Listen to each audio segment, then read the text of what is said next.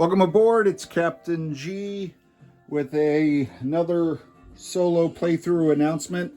This one is for Conflict of Arms Vietnam 1965. I'll be starting in January of 1965 this time. The name of the operation will be Operation Rolling Thunder, named after the Air Force offensive that started at this time. And as you can see from the setup, if you are familiar with how Tet looked, Operation Tet, my last playthrough, a lot fewer units, a much smaller starting presence from the US in South Vietnam.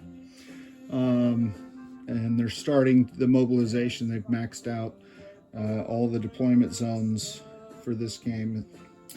One other unique thing that I'll be able to do this game, and I'm very excited about this, working with the game designer. He has an expansion pack that he's been working on and play testing, and he's allowed me to include that in this game for my play test.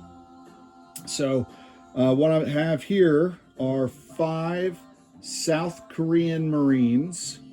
And South Korea was like Anzac, Australia, New Zealand specifically. They were part of the coalition of many flags that supported the Republic of South Vietnam and the U.S. military efforts. In fact, they were the second largest after the U.S., second largest international force to operate in Vietnam. So in this expansion, the U.S. during their purchase can purchase a Marine unit. So these guys, although I haven't painted, I just borrowed another sculpt. I'll have to figure out long-term what I want mine to look like. But these will be specialists like the U.S. and the Anzac Marines that I have on my table. And they will cost 1 more, so they cost 6 instead of 5. But in these spaces, these tiles in Eastern Vietnam, they get a +1 on all offensive and defensive. So any attacks and defense, they get a +1 in these tiles, indicated with the South Korean roundel. So that is the South Korean specialists, South Korean Marines, in support of the Western forces. Just cost 1 more, and that's what they can do. The other part of that expansion is Chinese engineers. So I'm using this truck sculpt because they have a movement of 2. And the Chinese engineers, they come into the game in lieu of Chinese infantry military aid to North Vietnam. So this is only for North Vietnam. And there's a max of 5, similar as the South Korean Marines. Max of 5 on the map at any one time. And they do a couple different things. So any damage in North Vietnam, every Chinese engineer gets to roll a die, and depending on what they roll, they can repair up to that much damage. So you can park them along the rail, you can park them in the cities, and they can repair damage for free that the U.S. or the South Vietnamese impose on North Vietnam. In addition to that, they also, if they're located in the cities, because China sent not only engineers, but a lot of air defense forces.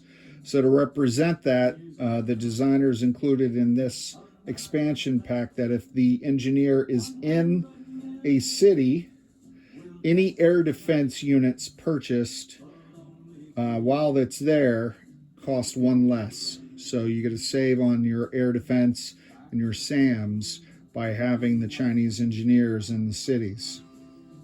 And then the last feature, if you really want to, while you can only have 5 on the map at one time, if you put 4 of them in one city, then you can increase the production of that city's factory output. So Haiphong would go from 2 to 3, or Vinh, same thing.